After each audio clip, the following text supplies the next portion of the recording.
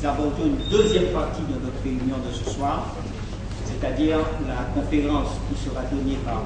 Chamoiseau sur le thème « Les droits fondamentaux dans l'œuvre poétique des Messieurs ». Les droits fondamentaux, la défense, oui, les coquilles sont têtues, la défense des droits fondamentaux dans l'œuvre poétique des Messieurs. Je voudrais remercier vraiment très sincèrement et très amicalement M.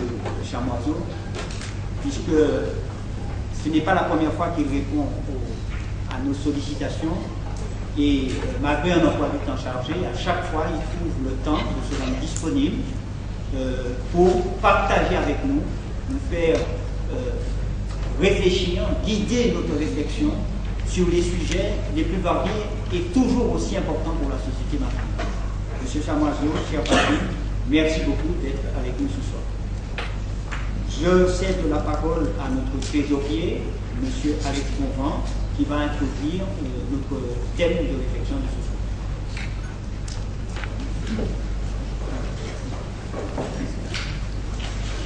Merci, Monsieur le Président. Mesdames, Messieurs, bonsoir. Lorsque le bâtonnier Hauteville m'a demandé de présenter la conférence de ce soir, j'ai hésité. Car, vous savez, je suis d'abord cadre de manque, donc plus à l'aise pour parler des questions bancaires et de l'immigration.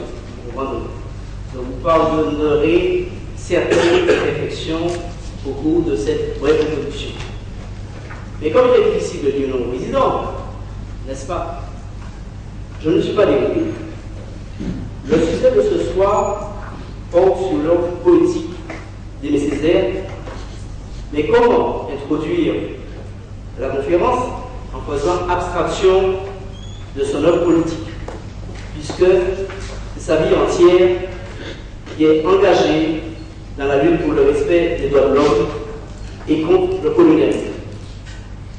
La carrière politique d'Aimé Césaire fut exceptionnellement longue, puisqu'elle débuta en 1945 avec son élection à la tête de l'identité fouillaniste et se termina en 2001 après 48 ans de mandature comme député de la Martinique.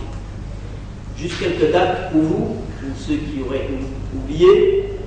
45-2001, maire de Fort-de-France, soit 56 ans. 45-93, député de la Martinique, soit 48 ans. 83-86, président du Conseil régional de la Martinique. 45-49 et 55-70, conseiller général de Fort-de-France. L'un de ses plus célèbres combats politiques fut celui pour la départementalisation des 4 vieilles colonies que sont la Martinique, la Guadeloupe, la Guyane et la Réunion. Il fut en effet le rapporteur de la loi faisant de ces colonies des départements français. Ce changement de statut correspondait à une volonté très forte du corps social de la Martinique. La départementalisation apparaissait dès lors comme un moyen d'accéder à l'égalité. Très vite, Aimé Césaire déchanta. À l'Assemblée nationale le 11 février 1954, il s'exclama pour dénoncer les insuffisances du régime de protection sociale des départements d'outre-mer. Depuis, je cite, « Depuis 8 ans, ces pays sont des départements et jusqu'à présent, l'application effective d'aucune loi sociale importante n'est venue sanctionner cette transformation juridique, dont les promoteurs espéraient pourtant que sa principale vertu aurait été de porter remède aux tares essentielles d'un système social anachronique dont on afflige ces territoires. 2 siècles d'esclavage relayés par un siècle de capitalisme féodal. Poursuivant sa réflexion et affirmant sa conviction, le 10 juin 1980, Aimé Césaire apostrophia le secrétaire d'État chargé de l'outre-mer en ces termes. Le destin des Antilles n'a pas été définitivement, une fois pour toutes, scellé parce qu'une loi de 1946 les a transformés en départements français.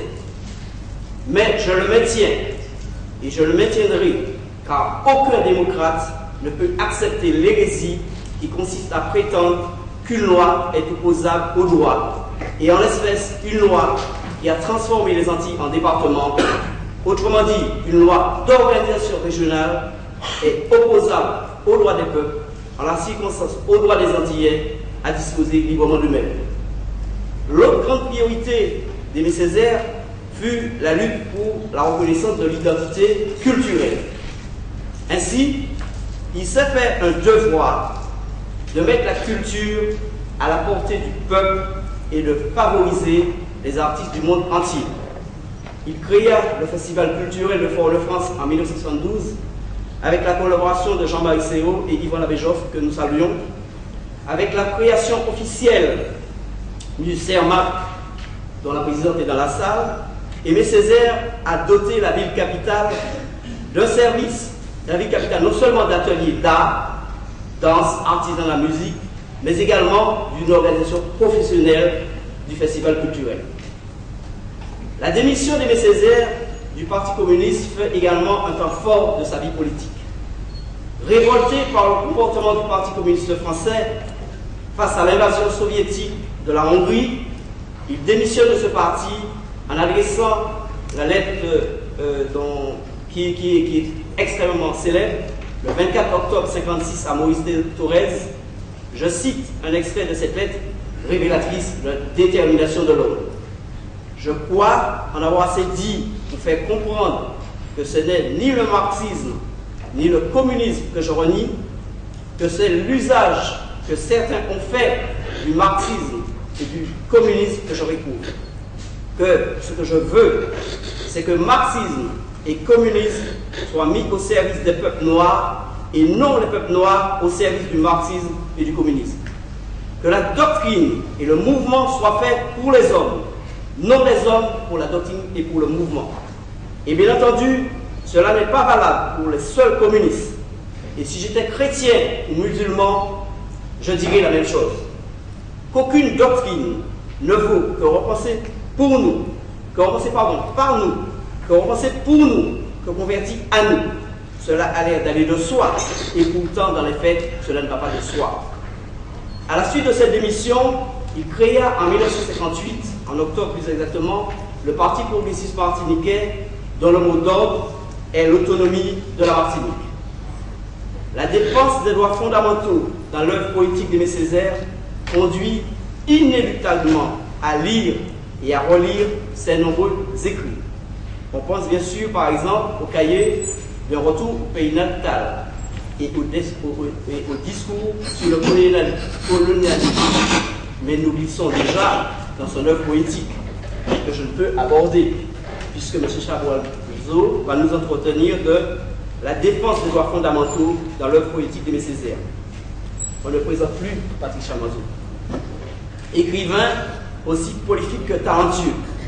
Chronique de cette misère en 86. Solibo le Magnifique en 88. Prix Goncourt en 92 pour son ouvrage Texaco. Biblique des derniers gestes en 2002. Cofondateur avec Jean-Bernard Abbé et Raphaël Confiant du mouvement littéraire de la créolité, qu'on en a opposé un temps à la négritude. Scénariste. Exil du roi Béhanzin en 1994. Passage du milieu en 2000.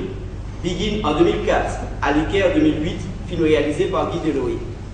Avec son ami l'écrivain Édouard Buisson, il a développé le concept de mondialité qui veut traduire une nouvelle conception du monde qui serait fondée sur l'ouverture et non sur l'uniformisation des cultures provoquées par la mondialisation. Je ne crois pas avoir déformé cette pensée qui nous dira tout à l'heure bien des choses. C'est donc un grand honneur pour l'Institut des droits de l'homme de vous recevoir ce soir, M. Chabois-Zo.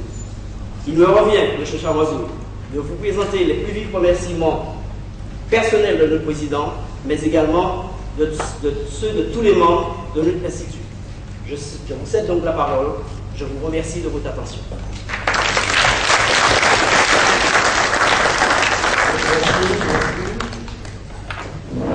Je me très difficile de parler après de telles présentations. D'abord, pour vous dire que je m'associe entièrement à l'hommage qui a été rendu à Marie-Alice, que je connaissais bien, même si on n'a jamais été très proches. On a toujours été à proximité. Et puis ce soir, je pense à Camille Darcy. Je sais que chaque fois que je fais une conférence en Martinique, ce qui arrive peu, j'ai toujours eu beaucoup d'amis qui sont là. Je vois Daniel Janselin, mon frère, quelques amis précieux. Et il y avait toujours Camille Darcy et sa femme. Et là, j'aurais bien aimé qu'il soit là ce soir. Ce qui fait que le texte que je vais vous lire, je vais le dédier à la fois à Marie-Alice Jacollet et à Camille Darcière. C'est une manière de leur témoigner de mon estime et de mon amitié. Alors Raymond m'avait demandé de traiter de la défense des droits fondamentaux dans l'œuvre poétique de Césaire. Et j'ai repris le titre et j'ai mis un sous-titre qui est « Éloge de la poésie ». Je me suis aperçu qu'en essayant de traiter un sujet aussi difficile, c'est vrai que je suis juriste de formation, et c'est vrai que mon esprit aujourd'hui n'a plus rien de juridique, et que j'ai tendance à projeter le poétique un peu dans toutes les approches que je pratique aujourd'hui sur les différentes problématiques contemporaines. Le problème, c'est qu'il est un petit peu bas. Non, je vais garder. Ce qui fait que c'est un éloge de la poésie. C'est vrai que lorsqu'on parle de Césaire, on parle de poésie. Et lorsqu'on parle de Césaire, on parle de ce que la poésie a de plus magnifique et de plus extraordinaire. En tout cas, parmi ce que l'œuvre de Césaire compte parmi ce que la poésie du XXe siècle a donné de plus extraordinaire. Donc mon éloge de la poésie ce soir est dédié à Marie-Alice Jacollet et aussi à Camille Darcière. La perception la plus commune que l'on a d'Aimé Césaire est bien entendu celle du nègre fondamental. Et dans cette idée du nègre fondamental se tient l'impressionnante silhouette du rebelle. Nègre fondamental et rebelle sont des champs de projection ordinaires qui se nourrissent mutuellement et de manière indémêlable. En effet, si l'idée de rebelle s'oppose à toutes les formes d'exploitation, de domination ou de négation de l'humain, celle de nègre fondamental ne fait pas autre chose.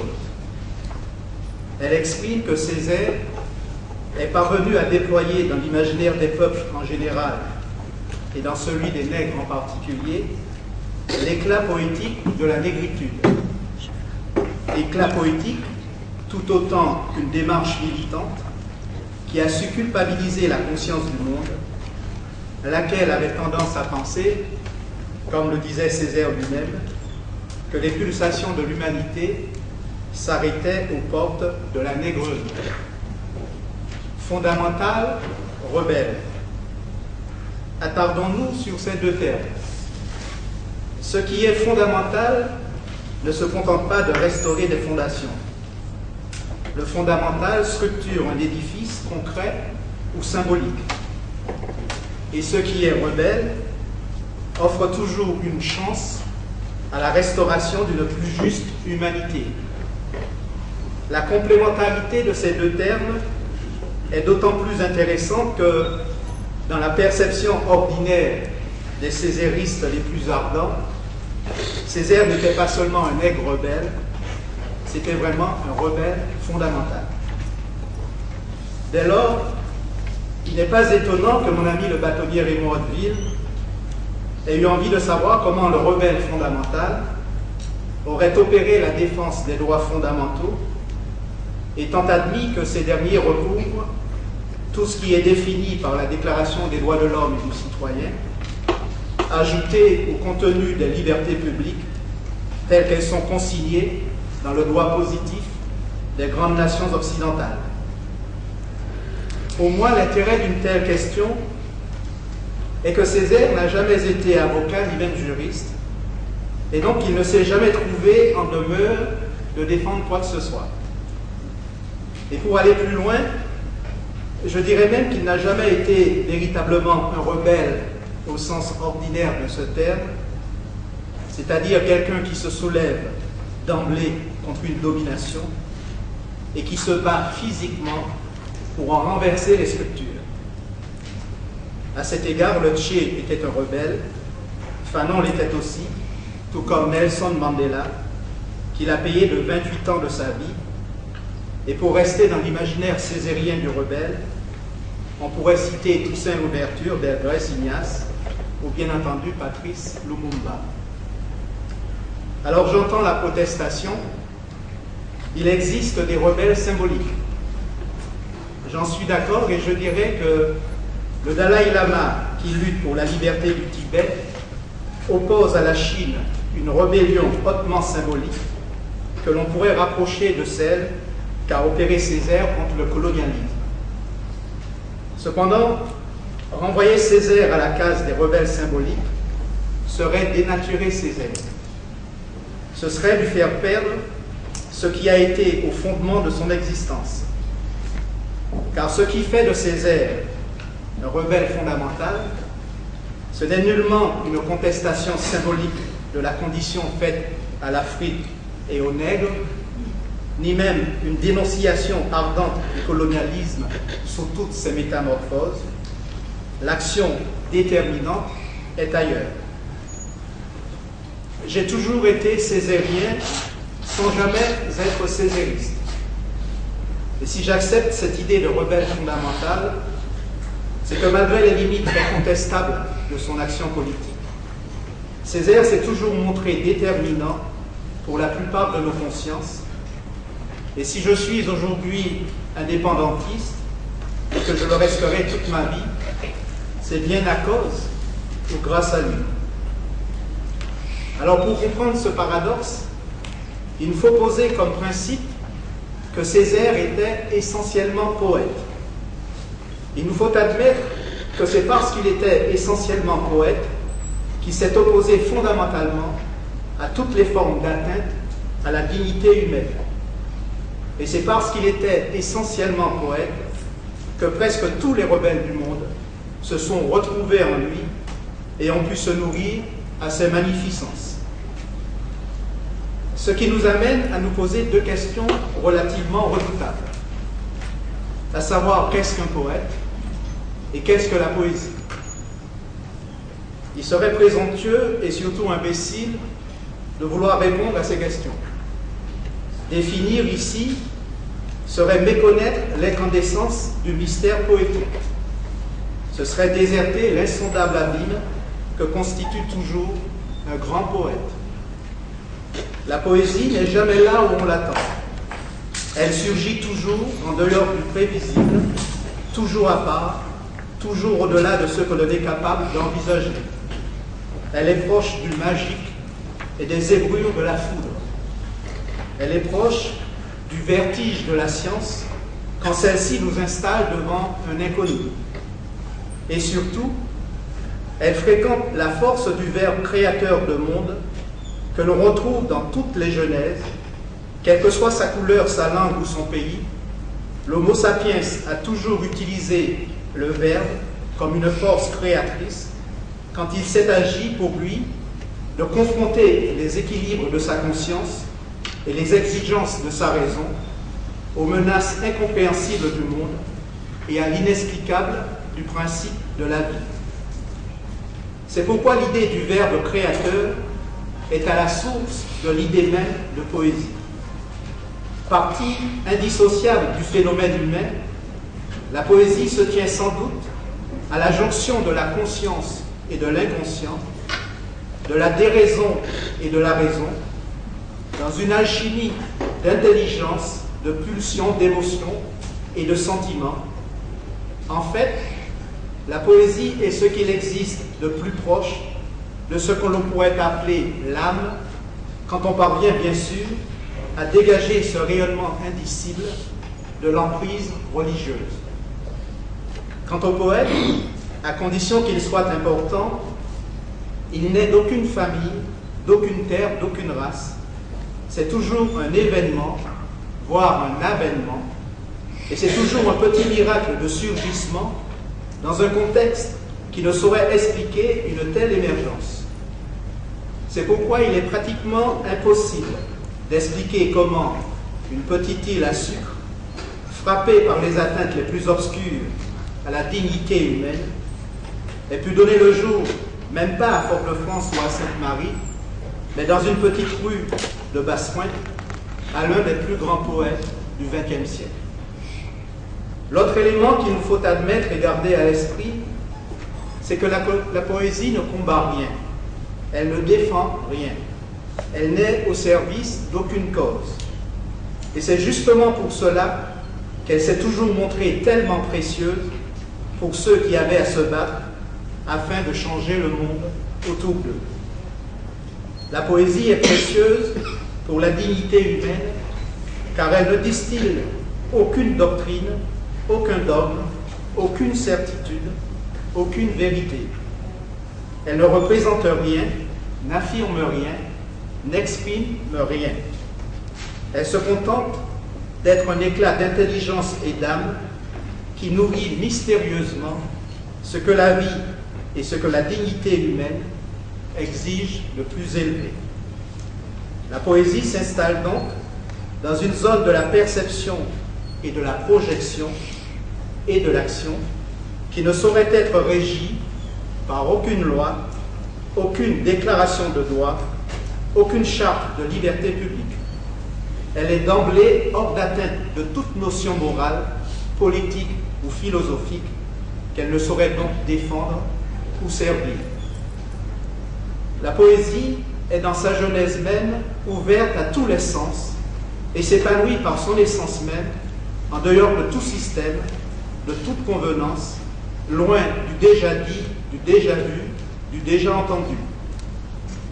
Un grand poème est plus proche d'un acte que d'un texte, et plus proche d'un geste que d'un acte, et plus proche du signe que du signal.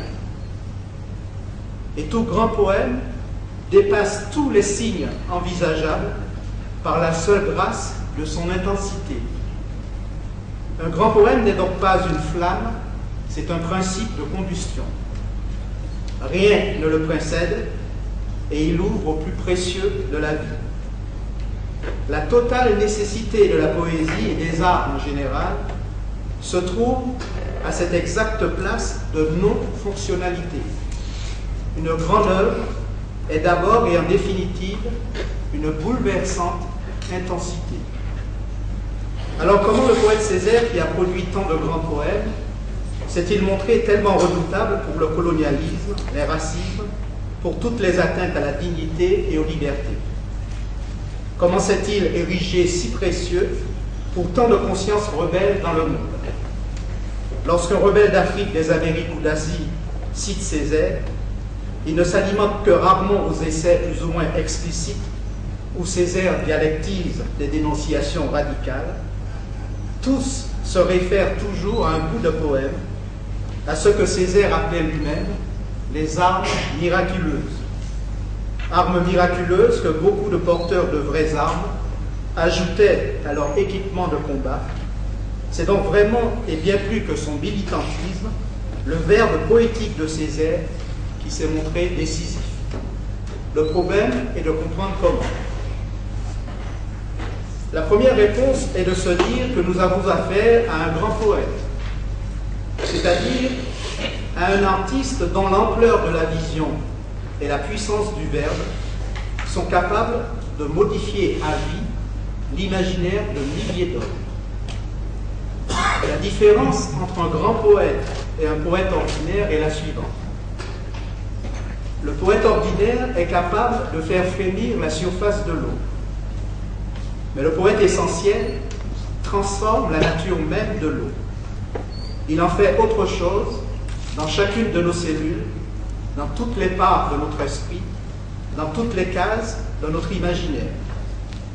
Par cette mise en alerte de ce qui constitue notre médiation avec le réel, le poète essentiel transforme ce réel en quelque chose qu'il nous faut alors apprendre à deviner, tant il est vrai que le réel n'est en majeure partie qu'une projection de notre imaginaire. C'est d'ailleurs pourquoi le réel ne commence à se libérer vraiment qu'à l'instant où l'imaginaire se libère. Une chanson créole dit « Toute la rivière qu'elle descend dans la mer ». Le poète ordinaire pourra accompagner la descente de l'eau vers le gouffre de la mer, mais c'est le poète essentiel qui seul sera capable de faire remonter les eaux de la rivière Capote jusqu'au plus haut du Morne Valley. C'est pourquoi la chanson qui le dit est immortelle dans notre esprit. Elle nous dit qu'il n'y a plus vraiment d'impossible quand l'esprit s'est libéré des impossibles. La seconde réponse est de se rappeler de ce que Césaire lui-même disait de la poésie. La poésie, disait-il, est une démarche qui, par le mot, l'image, le mythe, l'amour et l'humour, m'installe au cœur vivant de moi-même et du monde. Il disait aussi, la connaissance poétique est celle où l'homme éclabousse l'objet de toutes ses richesses mobilisées. On a beaucoup utilisé ces deux phrases pour tenter de débrouiller un peu du mystère poétique de Césaire. C'est une démarche recevable, car nous ne sommes pas en face d'une définition, mais d'une vibration poétique pure qui désigne, sans montrer quoi que ce soit, qui serait de l'ordre d'une certitude. Dès lors, l'évidence est que dans cette nomination de la poésie, Césaire n'assigne à cette dernière aucune tâche militante, aucune nécessité de conscientisation ou d'engagement. Or, Dieu seul sait si Césaire avait été engagé, avait été conscient, avait été militant. Dieu seul sait s'il avait produit des formules de combat qui ont contribué à populariser sa dimension rebelle. Dieu seul sait s'il a engendré des générations d'épigones militants qui nous ont asséné durant maintes décennies des poèmes effrayants comme des balles de fusil. Les formules césariennes sont nombreuses. Je pense à l'inévitable, ma bouche sera la bouche des malheurs qui n'ont point de bouche. Ou encore à ce bout de poème dans Cadastre que j'ai tellement psalmodié dans mes crises militantes, et par le jet insolent de mon fût blessé et solennel, je commanderai aux îles d'exister. Mais ce qu'il faut comprendre, c'est que ces formules brusquement claires, lumineuses comme des oasis, presque littérales, n'atteignaient à leur ampleur opératoire que parce qu'elles se trouvaient inscrites comme un point d'orgue ou un claquement de conscience au bout d'une intensité harmonique vibratoire, un grand chawa polysémique opaque qui avait déjà ébranlé nos barrières mentales, mis en déroute le prosaïsme étroit de notre perception ordinaire et qui nous avait, pour ainsi dire, lubrifié pour la pénétration d'une de ces guerres apocalyptiques que le poète évoque dans le cahier. Les formules les plus rebelles et les plus célèbres de Césaire ne sont jamais des défenses ou de simples dénonciations. Et ces visions, ces prophéties, ces annonciations tellement sonores ne sont jamais des anathèmes ou des revendications. C'est pourtant avec elles que nos nègres marrons ordinaires ont conforté leur résistance, leurs anathèmes et beaucoup de leurs revendications. Et c'est vrai que par ce genre de proclamation, le poète semble déserter le domaine poétique pour entrer dans une rhétorique revendicative et plus d'un s'est trompé en croyant y découvrir la clé de ce qu'on pourrait appeler une poésie engagée. Or, la poésie n'est jamais engagée. Et si elle l'est, elle ne l'est que parce qu'elle est poésie vraie. Et les formulations de ce type relèvent plus du jaillissement mélodique que du lancer prosaïque d'une récrimination. Ce n'est pas avec la revendication militante que Césaire frappe. Alors comment fait-il? Le poète ne demande pas un autre monde, il transforme d'emblée le monde en se transformant lui-même. Il ne revendique pas un plus d'humanité, de liberté ou de loi. Il installe d'abord dans cette propre chair, ensuite dans une vibration qui va le monde, une vision déjà nourrie de liberté et de plénitude. Et par cette vision qu'il invente, le poète s'invente lui-même, naît à lui-même dans une métamorphose qui s'érige en un écart déterminant. Quand on se rappelle l'exorde très prosaïque du cahier, on s'aperçoit tout de suite que Césaire ne se situe pas dans le même espace-temps que son oppresseur. Il ne le combat pas directement comme l'aurait fait un simple rebelle et comme le laisse supposer une formulation à tout le moins directe. Il l'annule plutôt en déclarant d'emblée l'avènement d'un monde où la bête qu'il confronte n'aura plus d'oxygène. Au bout du petit matin, va-t'en, lui disais-je, gueule de flic, gueule de vache, va-t'en, je déteste les larvets de l'orgue, les hannetons de l'espérance, va-t'en, mauvais gris-gris, punaise de moignon. Puis je me tournais vers les paradis pour lui et les siens perdus. Ce qui est congédié là, c'est l'ordre en place du monde, le droit positif en vigueur et tous ses attributs de stabilité et de pérennité. Le poète, quand il se dresse, ouvre à l'incertain, incline vers l'inconnu, marche dans l'imprévisible, déclenche dans notre imaginaire les terres nouvelles, les archipels inouïs, les océans génésiques, où tout sera désormais possible. Ainsi, il ne donne pas de mot d'ordre, il précipite. Il ne convoque pas, mais il mobilise tout l'impossible. Le premier geste qu'effectuera le poète sera de saisir l'oriflamme le plus ardent de la domination, à savoir la langue dominante. La langue qui transporte les ordres, les droits et les devoirs, mais qui transporte aussi une explication du monde et qui organise non seulement une lecture asservie du réel, mais une redistribution des valeurs essentielles dans un sens soumis au seul principe dominant. C'est pourquoi tous les rebelles du monde ont opposé leur langue native à la langue du maître. Mais hélas, ce faisant, ils ont souvent mobilisé les mêmes mécanismes de survalorisation et de prééminence que le dominant instituait pour sa langue nationale. Césaire ne s'est pas emparé du créole pour des raisons qui tenaient sans doute à son époque, et sans doute aussi à cette méfiance qu'il éprouvait pour cette mosaïque de culture qui était la nôtre, mais il va utiliser la langue dominante, non pas pour articuler un contre-discours, une contre-distribution de valeurs, un contre-dogme de doctrine, ni même, comme on l'a dit souvent, une contre-langue qui serait négrifiée. Les poètes ordinaires vont souvent manipuler des contres, les poètes essentiels vont toujours passer au-delà de l'affrontement binaire. Donc Césaire va utiliser la langue française comme un poète, c'est-à-dire en écartant sa fonctionnalité pour ne conserver que ses assises lexicales sur lesquelles il va précipiter des transmutations du mot, des débraillements de rythme, des ruptures de mythes et de symboles, des incandescences vertigineuses d'images qui vont faire en sorte qu'il ne s'agira plus d'une langue, mais d'une incantation, sinon magique, mais esthétique, capable de bouleverser la vision que nous avons de l'ordre du monde et des choses établies. En créole, on appelle cela réciter.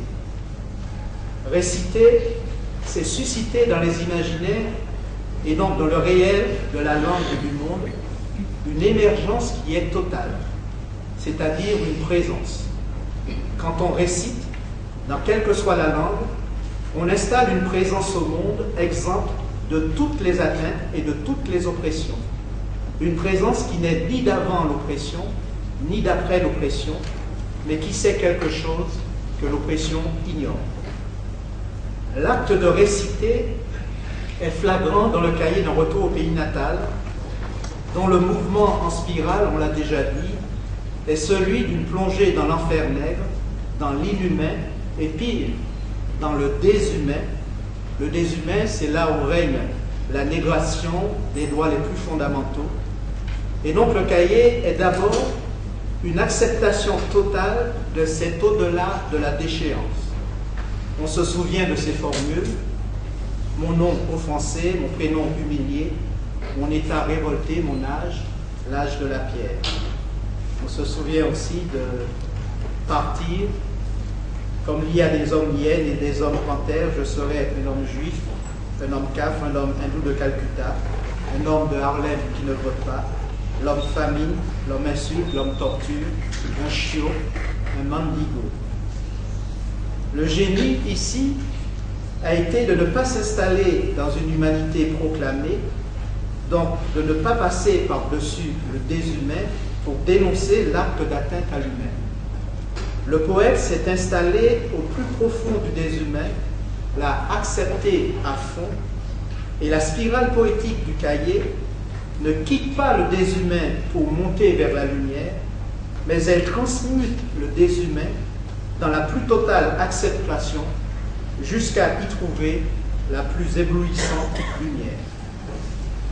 Cette démonstration du cahier est précieuse car elle nous a rappelé une fois pour toutes à quel point il existait un irréductible de l'idée de l'humain, un indicible, un inatteignable qui demeure hors d'atteinte de l'attentat, mais aussi hors d'atteinte du droit positif le plus vertueux.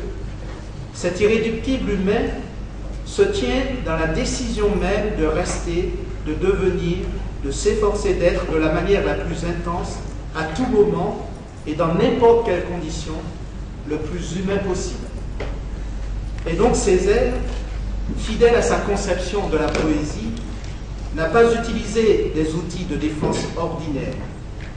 Il s'est implicitement référé à ces valeurs qui sont à la source même des droits de l'homme et des libertés publiques et qui accompagnent le processus de l'individuation humaine. C'est d'abord à ces valeurs que je crois. C'est à ces valeurs que j'adhère. À ces valeurs initiales, ces valeurs naturelles qui sont inscrites en nous de manière désarmée. D'où viennent ces valeurs naturelles? Le processus d'humanisation n'a pas été seulement l'émergence inattendue de la conscience et de la raison. L'humanisation s'est élaborée dans la nécessité de survivre aux dangers de la nature, à l'absurdité de la mort, aux incompréhensions affolantes du monde.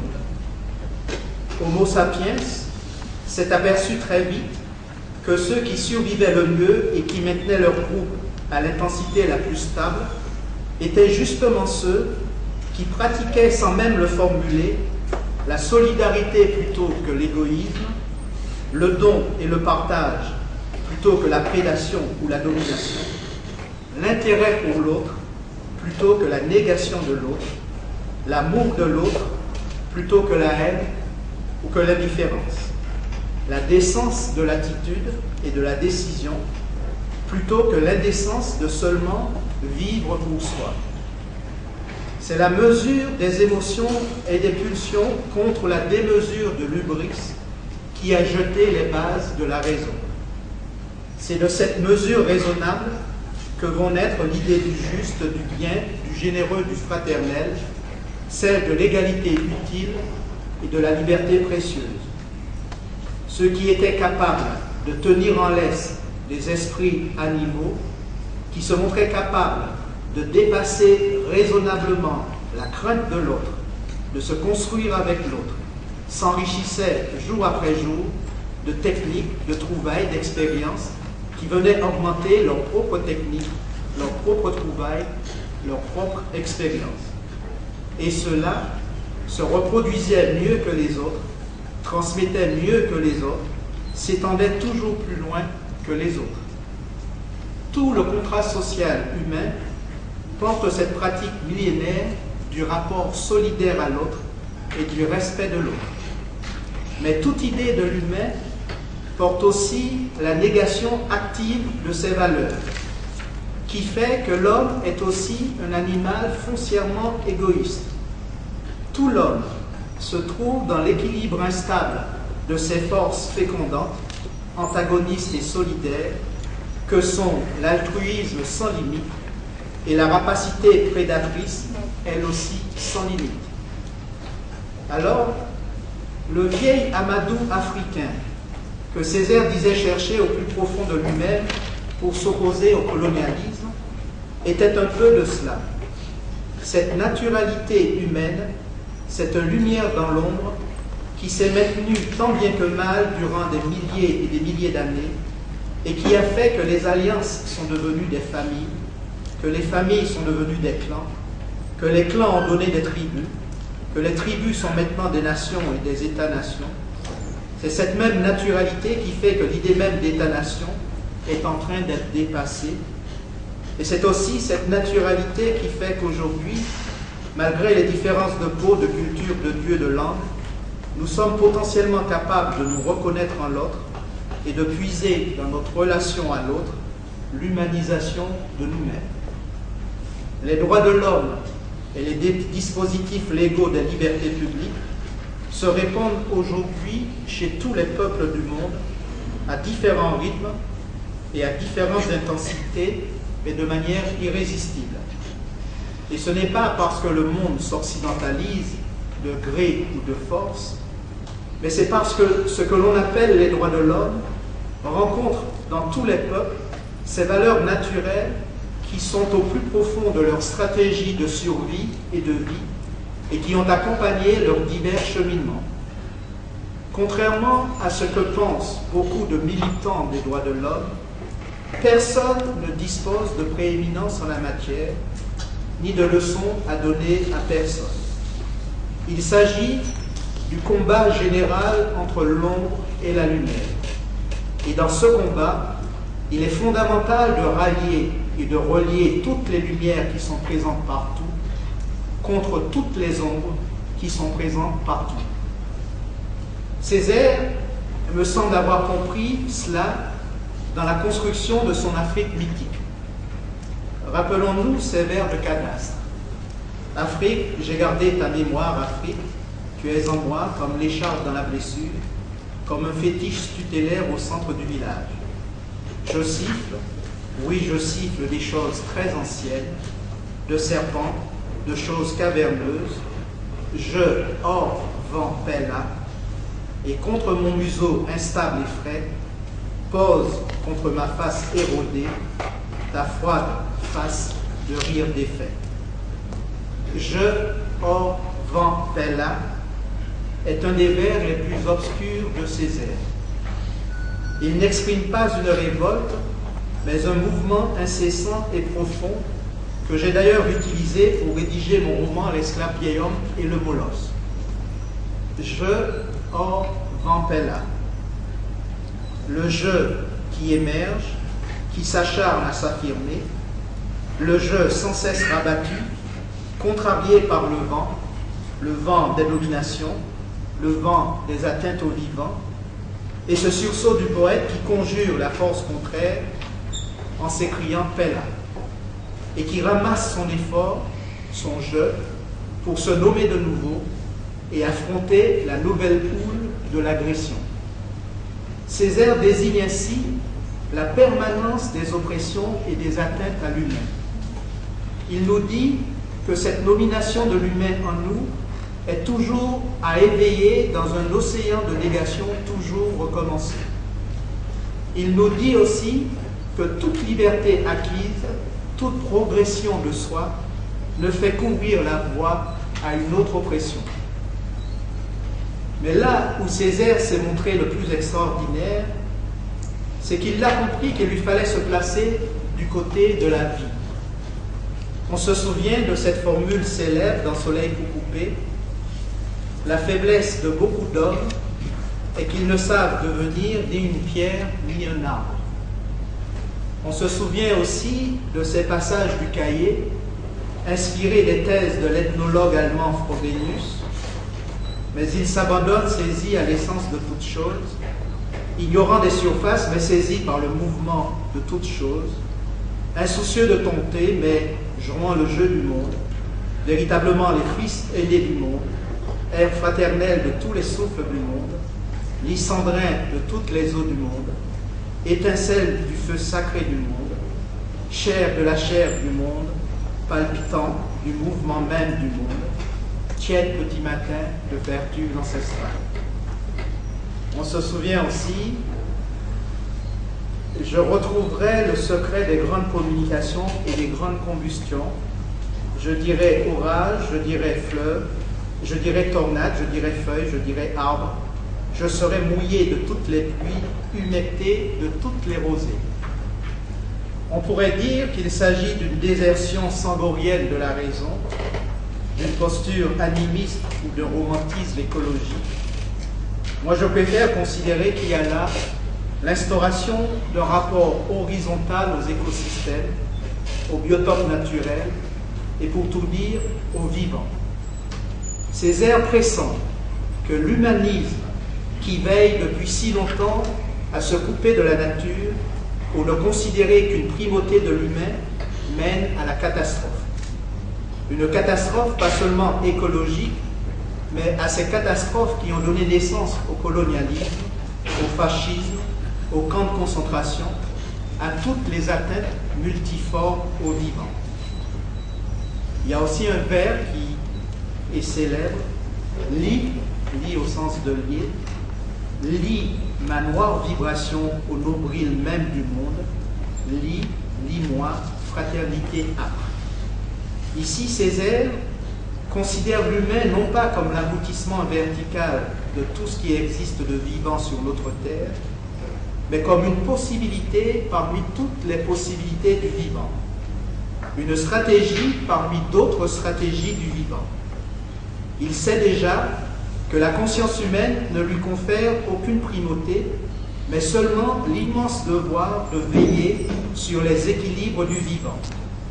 Il installe l'ardente nécessité de comprendre ce que nous sommes, l'ardente nécessité de comprendre que nous sommes sur le même bateau et que ceux qui portent une atteinte indécente à la moindre parcelle du vivant portent atteinte non seulement à la dignité humaine, menacent non seulement notre existence en tant qu'espèce, mais compromet ce que nous avons de plus urgent aujourd'hui, à savoir la nécessité d'installer notre humanisation dans une horizontale plénitude du vivant. Il faut combattre cet humanisme qui porte atteinte à la biodiversité et aux grands équilibres de la planète. Cet humanisme qui se croit supérieur à tout le reste et qui suppose que le vivant n'est là qu'au service de son absurde expansion. Il faut craindre cet humanisme qui s'accommode de la condition faite aujourd'hui aux animaux d'élevage, à toutes ces masses vivantes soumises aux abattoirs de la consommation et que nous traitons exactement comme les Occidentaux ont traité les peuples différents depuis tant d'années, avec tant de malheur et tant d'aveuglement. J'ai toujours pensé que Césaire s'était placé du côté d'une invocation de la plénitude du vivant, que c'est grâce à cette posture qu'il a su élever sa poésie, malgré les urgences tragiques qui auraient pu la dénaturer, à une fréquentation toujours haute, toujours altière, toujours noble et exigeante de la beauté. Alors que vient faire la beauté dans un combat contre les atteintes à la dignité humaine? Nous éprouvons le sentiment de la beauté chaque fois que nous nous trouvons en face d'une plénitude. Cela peut être une plénitude non vivante, comme une falaise, comme une pierre, comme un bout d'écorce desséché. Mais le sentiment de la beauté n'est jamais aussi vif que lorsque l'on rencontre un animal en plénitude, un fruit, un vieil arbre, un paysage, un être humain, qui exprime alors une vibration extrême de la vie et donc le plus extrême de son mystère. Toute beauté renvoie à un éclat de vie.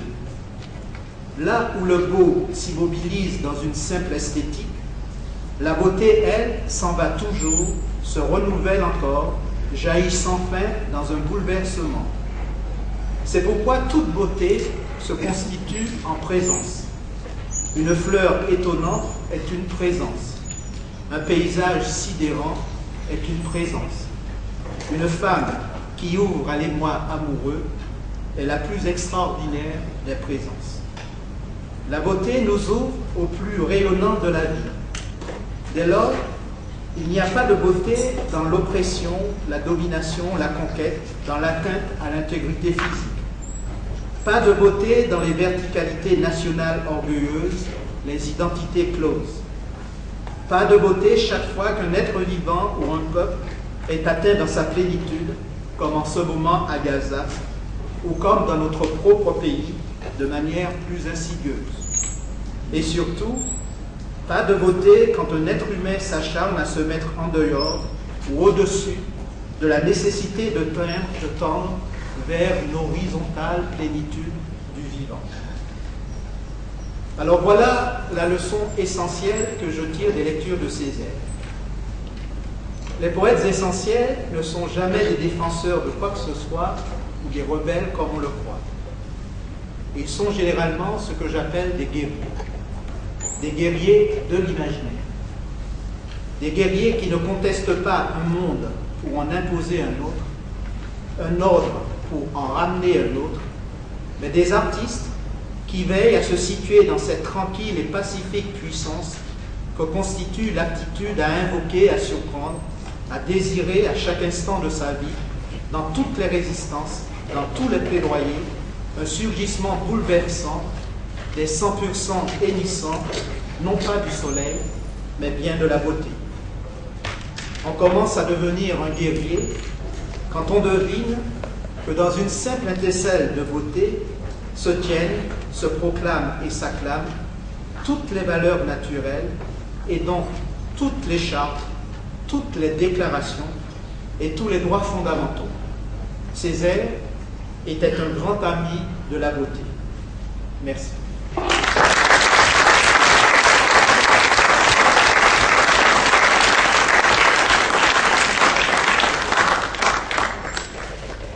Vraiment merci. Merci pour cette poésie. Merci pour ce moment partagé avec nous. Mais aussi merci pour le trouble et les doutes jetés en nous. Je suppose que le débat va être animé. Personnellement, j'ai noté que Césaire n'a jamais été un rebelle, que le poète ne défend jamais rien et n'affirme jamais rien, que le poète n'est pas un rebelle mais un guerrier. La parole est dans la salle. Merci M. Chamoiseau et je vous demande de la redire une fois.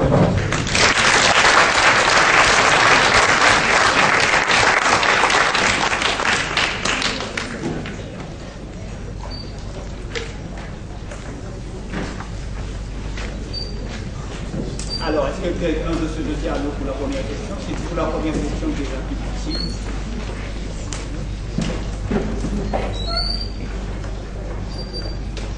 Bon, alors, puisque personne ne se jette, je vais y aller. Je voulais attendre la deuxième ou la troisième, mais enfin, quand je parlais de doute, M. Chamoiseau, c'est parce que j'aimerais vraiment bien comprendre quand on dit que le poète n'affirme rien, ne condamne rien, ne se bat contre rien. Et pourtant, Césaire s'est battu contre le colonialisme, Césaire s'est battu pour les uns, Césaire s'est battu contre les oppressions. Alors, il faut que vous nous expliquiez, je crois que vous avez fait exprès de l'affirmer de manière abrupte. C'était pour la question, vous l'attendiez, je suis sûr. Oui, c'était simplement pour montrer que ce qui avait le plus déterminant chez Césaire était justement ce qui n'était pas littéral et qui ne reposait pas dans des formules, je dirais, militantes ou guerrières. C'est généralement les formules les plus militantes ou guerrières qu'on retient. Mais ce qui est important dans la poésie de Césaire, c'est qu'elle parvient à défaire la perception que nous avons du réel. Et ça, c'est absolument fondamental parce qu'il faut bien comprendre que lorsqu'on est victime d'une oppression, par exemple, aujourd'hui, nous sommes victimes d'une oppression, ce qui caractérise les oppressions, elles sont toujours imperceptibles. Si vous alliez dans une habitation esclavagiste pour expliquer aux esclaves qu'ils étaient victimes d'une oppression, beaucoup allaient vous dire que c'était l'ordre du monde. En général, lorsqu'on est victime d'une oppression, on a l'impression que cette oppression est une sorte de fatalité, que c'est l'ordre du monde. Bien sûr, sauf si ça atteint des extrêmes. Et là, lorsque ça atteint des extrêmes, on conteste peut-être la souffrance extrême, mais on ne conteste pas le système lui-même qui demeure invisible. Par exemple, il est presque impossible à expliquer aux gens d'aujourd'hui que nous sommes victimes d'une oppression capitaliste, qui est un système d'oppression mondiale qui a complètement colonisé nos imaginaires, nos perceptions, nos désirs, le sens même de notre vie. D'ailleurs, il a évacué tout sens à notre vie, il nous a transformés en consommateurs compulsifs. Et lorsque je dis ça, on me prend pour un militant attardé ou un marxiste derrière garde, alors que nous sommes véritablement victimes d'un système mondial qui nous donne une perception du réel, de la société économique, du profit, de l'entreprise, qui est absolument effrayante et qui ressemble un peu à l'aliénation que vivent les serfs ou les esclaves. Et il est sûr que si on veut démanteler ou désigner ou toucher ce système d'oppression qui est pratiquement insensible parce qu'il touche l'imaginaire, il faut que ça soit l'imaginaire lui-même qui soit ébranlé et transformé par des vibrations politiques. Et ce qui est important dans Césaire, c'est la chance que j'ai eue d'aborder Césaire de manière plutôt magique et vibratoire, grâce à mon frère d'ailleurs qui est là. Je raconte souvent cette histoire. Tous les matins, il se mettait devant la fenêtre et il saluait le soleil en disant « Voici les 100% émissions du soleil parmi la stagnation ». Donc pendant toute mon enfance, j'ai toujours vu saluer le soleil de cette manière, jusqu'à un moment où je pensais même que c'était cette phrase qui faisait lever le soleil. Donc j'ai toujours accordé à la poésie une puissance incroyable. Et mon frère aussi récitait beaucoup de passages de Césaire, mais de manière non pas, je dirais, raisonnable ou rationnelle, mais de manière musicale et vibratoire. Et c'est cette vibration-là qui m'a toujours été précieuse. Ce qui fait que j'ai abordé la poésie de Césaire de manière musicale, de manière vibratoire, avec plus des sensations sonores et sensibles que des actes de raison.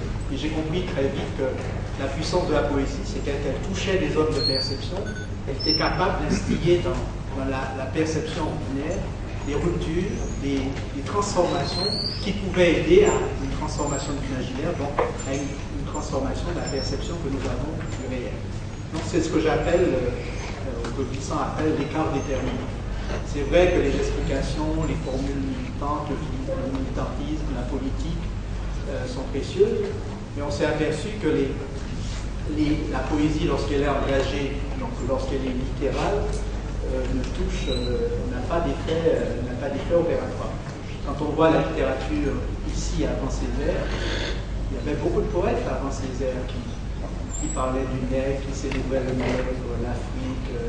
Ils le faisaient de manière tellement plate et directe et prosaïque que c'est vraiment la puissance opératoire du cahier de retour au pays natal qui a vraiment déclenché des choses obscures, qui a touché l'obscur et qui sait que, puisque c'est toute poésie naturellement, que la conscience n'est pas au centre de l'esprit.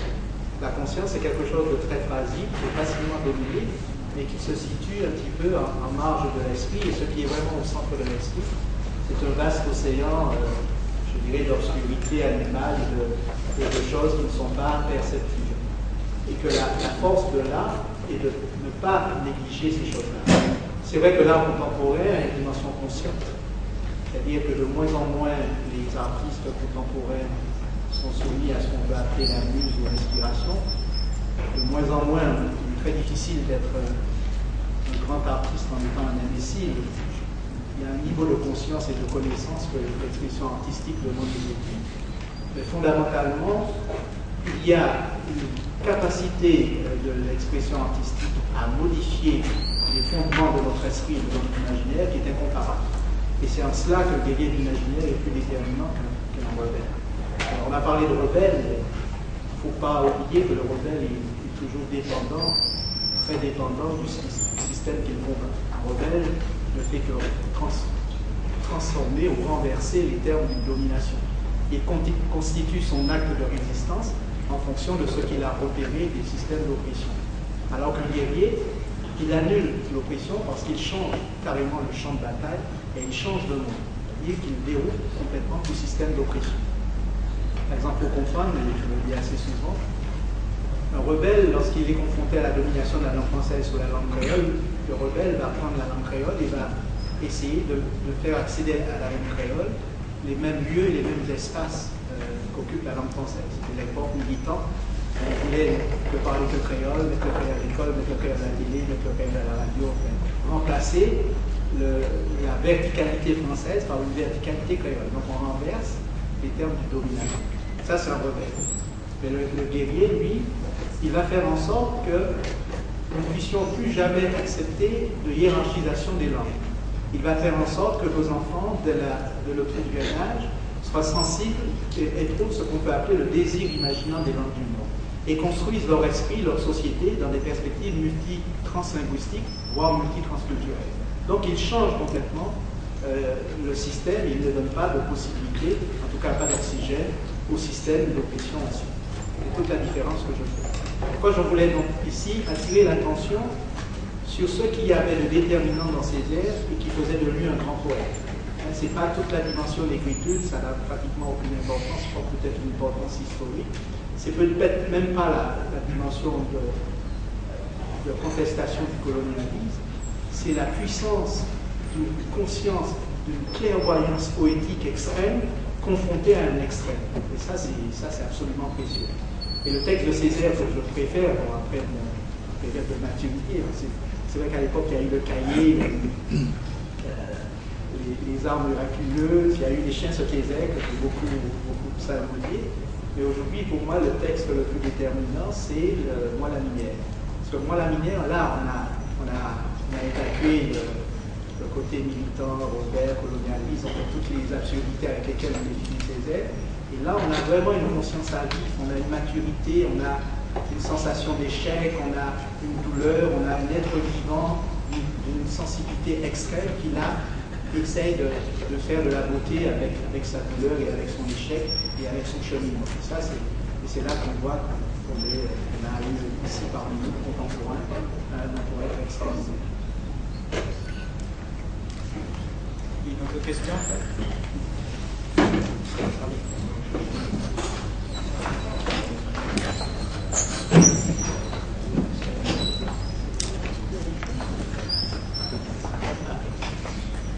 Merci.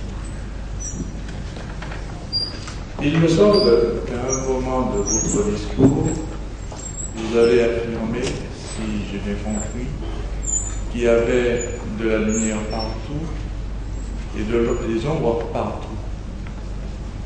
Si je suis bien d'accord avec vous, il me semble cependant qu'il y a des endroits ou des lieux où il y a malgré tout plus de lumière qu'en d'autres. Est-ce que vous pouvez m'expliquer donc le fond de votre pensée?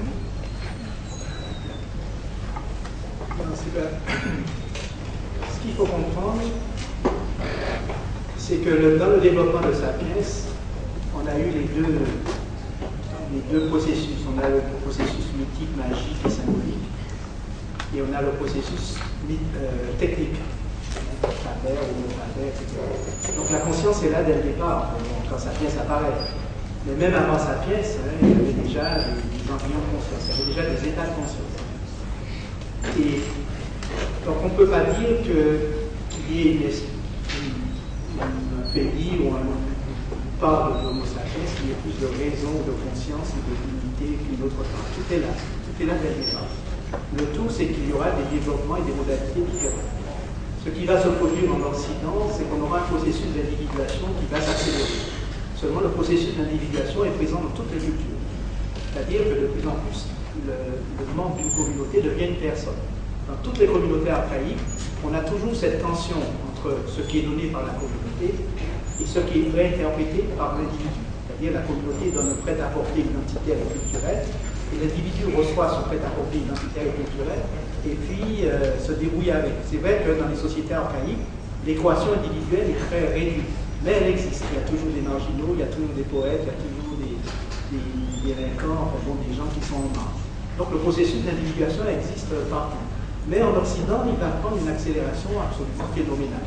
Ce qui fait que dans une société archaïque au sens de premier, pour ce qui est première, où l'individu n'a pas la même équation, c'est vrai que l'emprise symbolique ou l'emprise sacrée et les rituels anciens qui sont nombreux, qui ont été parfois, mais qui ont été nombreux, avaient tendance à nier les droits individuels. Et c'est vrai qu'aujourd'hui, on peut avoir, là où l'emprise communautaire est encore forte, les rituels sont encore très forts, on peut avoir des atteintes au processus d'individuation. Donc, mais ça ne veut pas dire qu'il y ait plus d'arriération, c'est-à-dire qu'on focalise sur ces attentats parce que nous sommes tous arrivés par le fracas occidental, le fracas de la colonisation, à un degré d'individuation qui nous rend sensibles aux droits de la personne individuelle. Mais il est sûr que ces valeurs de contestation de l'emprise communautaire existent dans les communautés sur lesquelles on peut effectivement se poser un certain nombre de questions. Donc il y a des forces antagonistes dans toute culture. Chaque fois qu'on est dans un espace humain, on est dans un fait humain, on a des forces antagonistes et solidaires. Et la lumière et l'ombre est partout. La force de l'individuation et la force de l'emprise communautaire est partout. Et ces phénomènes-là, ce que nous devons comprendre, c'est d'essayer de faire en sorte de repérer, de faire en sorte que l'idée de la raison, l'idée du développement, de l'épanouissement individuel est présente dans toutes les cultures. C'est avec cette idée-là. Pas partir avec l'idée de se dire qu'il y a des peuples arriérés à qui on va porter la bonne parole des droits de l'homme, à qui on va imposer la démocratie. Le principe démocratique est pratiquement partout.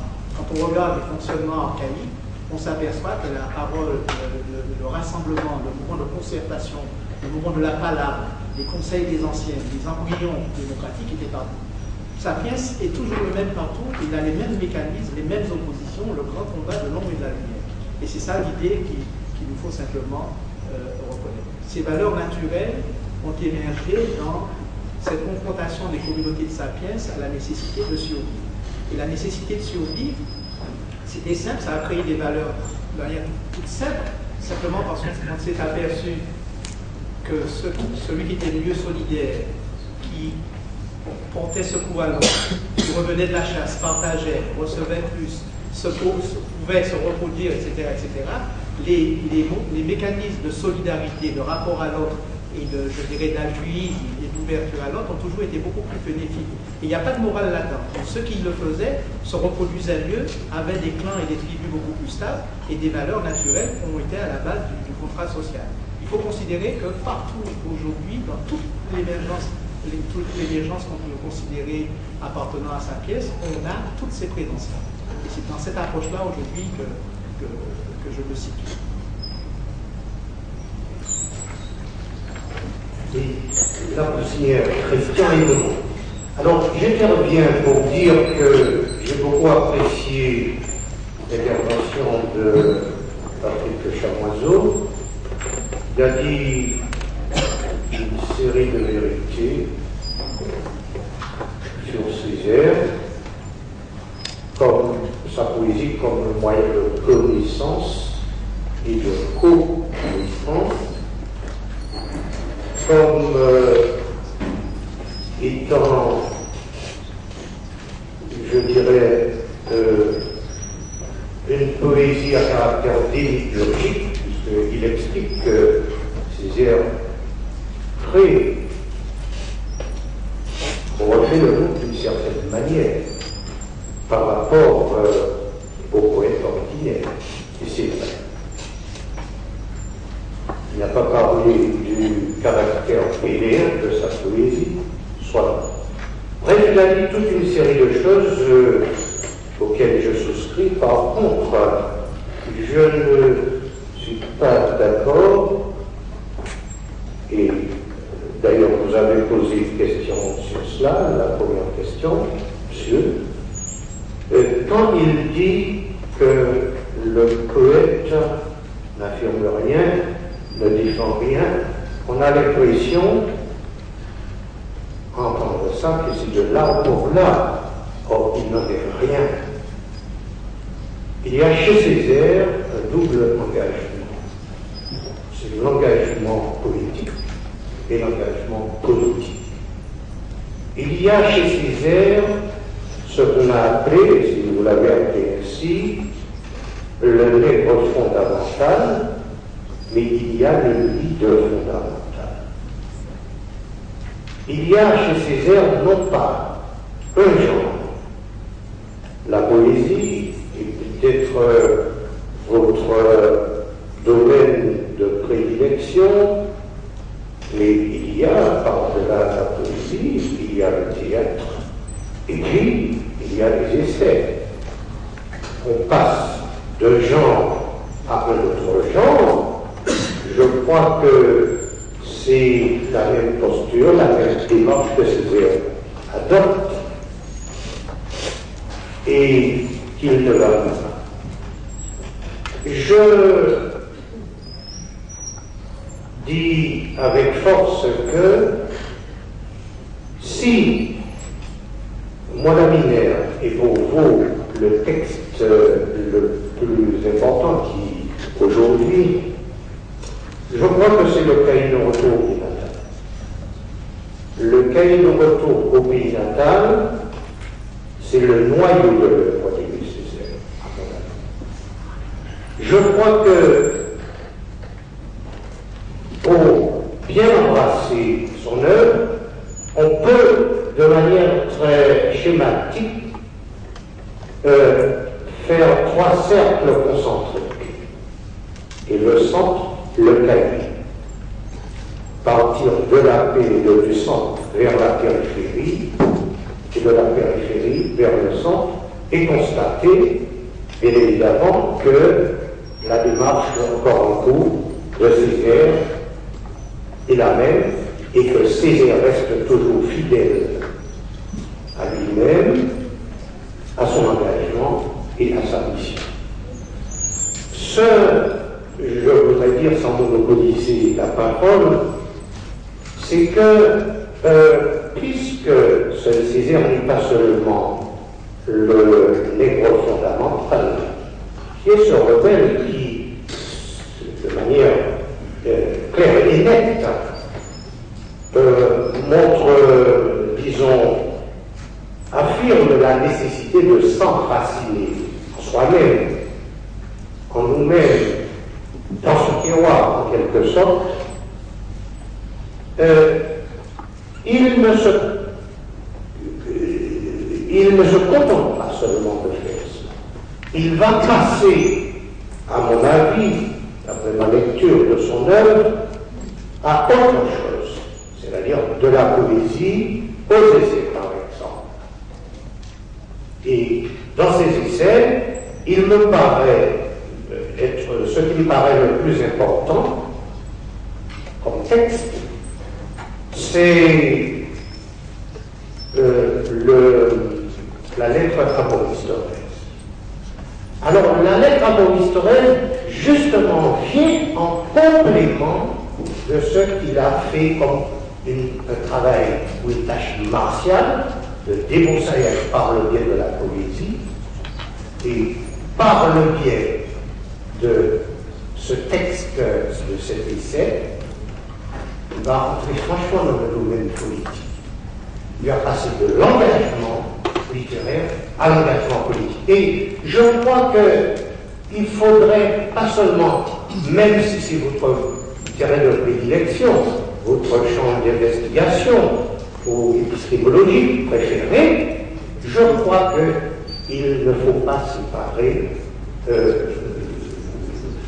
Césaire, le leader fondamental, du maître fondamental. D'ailleurs, Césaire n'aurait pas fait la politique, et même quand il est poète, il agit déjà d'une certaine manière politiquement, parce que l'engagement, c'est quoi? Écrire, c'est déjà être engagé, prendre position par rapport au problème. Donc je suis encore un peu d'accord avec vous, mais je ne crois pas qu'il faille séparer le livre fondamental du livre fondamental. Monsieur Atoussi, on vous remercie.